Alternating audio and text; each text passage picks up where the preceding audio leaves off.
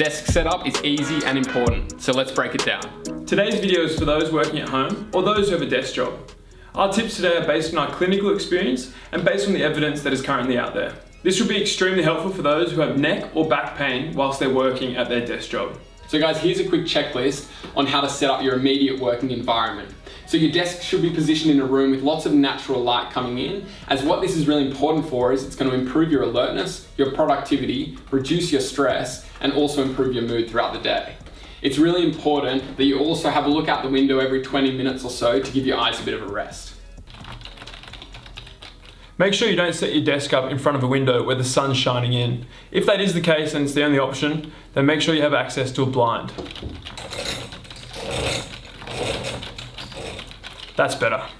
So when we're thinking about setting up the screen position, make sure that it's an arm's length away from you, and then the height of it, your eye level should be 2 to 3 inches below the top of the screen. Now in terms of your head and body position, it's important to try and get yourself set up where your head and neck are in a relatively neutral and straight position and where your shoulders are nice and relaxed. Now we know that posture isn't the be all and end all, but if you're having issues with your desk setup and you have a bit of neck and back pain, then this is something that you should definitely try.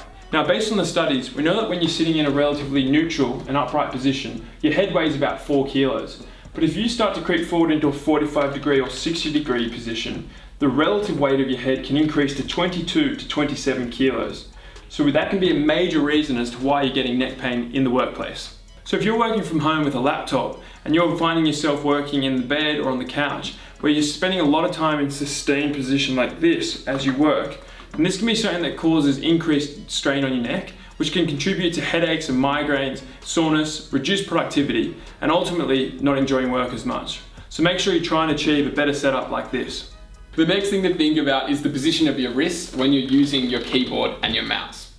What we want to avoid is too much wrist extension, because what this can do is cause a risk of repetitive strain injury in this area here, in your tendons and your nerves. To avoid this, here's a few quick strategies to help. The first one is don't sit too far away from the desk. The further away you are, the more wrist extension you're going to go into, and as you can see, as I move closer, it goes back into that neutral wrist position, which is great.